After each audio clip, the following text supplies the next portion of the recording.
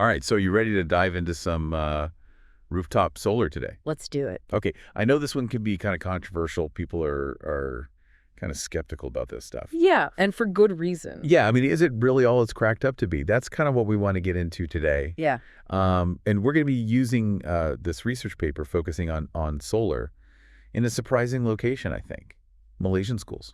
Interesting. So stick with us. You might be surprised at what we find out. Yeah, you know what's cool about this study? What's that? It's that Malaysia, being so close to the equator, gets a ton of sunshine, like almost 5 kilowatt hours per square meter daily. That's every day, according to this study. Wow. That's a lot of potential energy just waiting to be, harnessed. Okay, but let's be realistic for a second. How much of a difference can rooftop solar make, especially for large buildings Right. like schools? Wouldn't you need a massive amount of roof space to get a decent amount of power? Yeah, that's a really common misconception, actually. You don't need huge rooftops. This study found that even relatively small roofs can be surprisingly effective, Really? especially if they're angled well. What do you mean angled well? Well, think about it this way.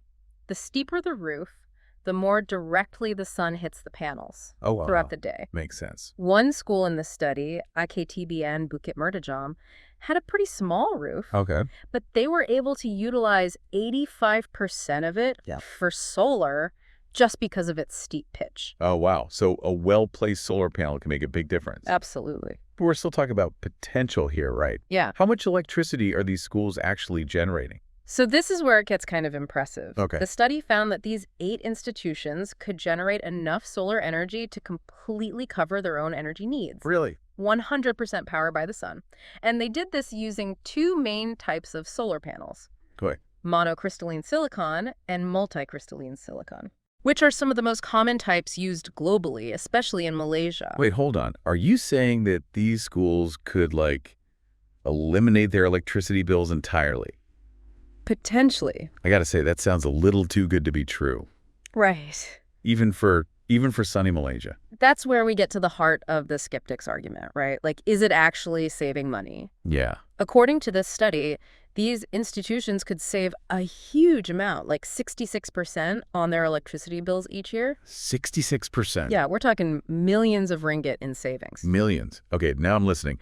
But how do they calculate that? Well, they assumed about 70% of the solar energy generated would be used by the schools themselves, which makes sense because schools use most of their energy during daylight hours. Oh, yeah, of course, when the sun is at its peak. Exactly. So they're using the energy as it's being produced, which cuts down on the need for, storage and stuff. Yeah, it's pretty smart. Yeah, it's pretty clever.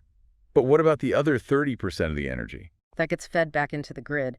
And in some places, you actually get paid for that extra energy, boosting your savings even more. So they're not just saving money, they're potentially making money too. Mm-hmm. This is starting to sound less like a hippie pipe dream and more like a good financial decision. Right. But wouldn't it make more sense to just use all that extra energy yourself? Why give it back to the grid? Well, that's where this study gets really interesting. They found that the surplus solar energy from these 8 schools could actually power thousands of nearby homes every year. Wow, so these schools could become clean energy hubs for their communities. Yeah, it's a pretty cool side benefit. But going back to those cost savings for a second, you mentioned that 66% figure, Yeah. which is already really impressive. Right. But the study actually took it a step further Okay. and compared the solar output of one of these schools, the one with the smallest usable roof space, to typical residential solar installation. Okay, so how many houses would it take to match the energy output of that one school? Okay, so get this. It would take roughly 179 houses with the more efficient monocrystalline solar panels, Okay. or a whopping 370 houses with the less efficient polycrystalline panels. Oh, that's a big difference. Yeah, to generate the same amount of solar electricity as that one school.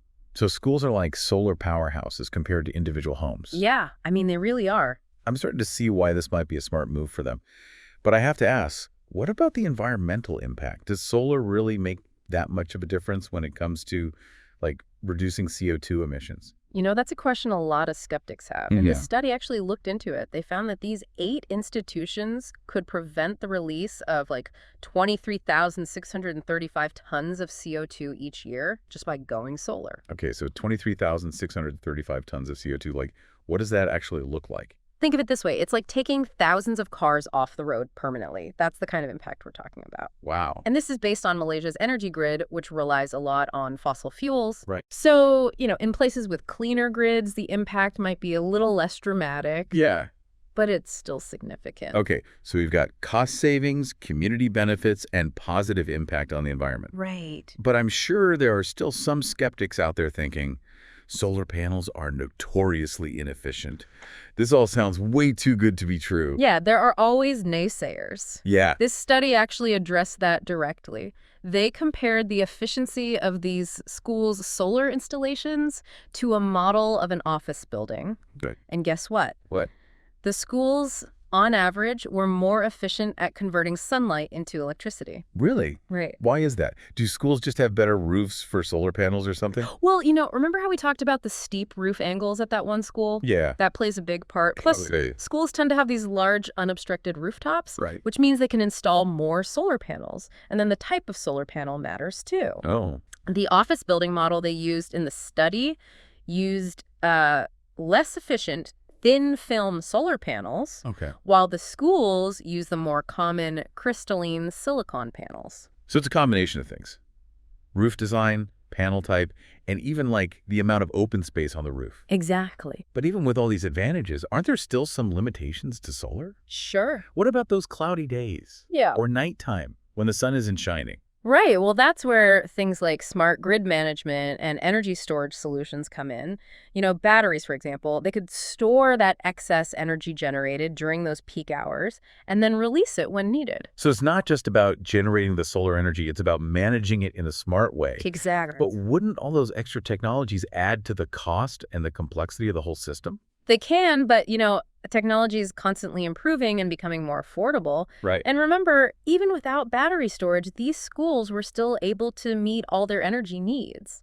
This is all very promising, but I got to play devil's advocate one last time. Oh, Isn't there a lot of maintenance involved with solar panels? Yeah. And what about their lifespan? Don't they need to be replaced every few years? Those are good questions. Like any technology, solar panels do require some maintenance to keep them operating at peak efficiency. Right. But they're generally pretty durable and can last for 25 years or more. 25 years. That's a pretty long time, so it's not like you're constantly having to replace them. Mm-hmm. But what happens at the end of their life cycle? Can they be recycled? So that's an area where the industry is still evolving. Okay. Recycling solar panels can be challenging and costly right now, Yeah. but there's a lot of research and development happening to make the process more efficient and environmentally friendly. So there are still some kinks to work out. Sure. But it sounds like solar technology is moving in the right direction. I think so. I have to admit, you've given me a lot to think about. So it seems like we've poked a few holes in your skepticism today. Yeah, maybe a little bit. What stands out to you the most now?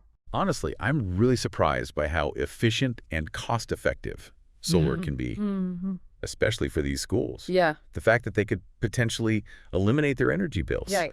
and even power nearby homes is pretty remarkable. Yeah.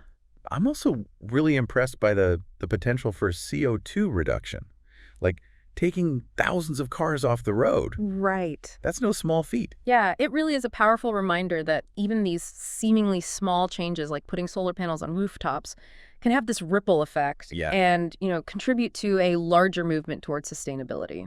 So what does this all mean for our listeners? Let's say someone is listening to this and thinking, okay, maybe solar isn't so bad after all. What's my next step? Well, I would say the first step is to learn more about your local solar incentives and policies. Right. A lot of governments offer financial incentives like tax credits or rebates Right.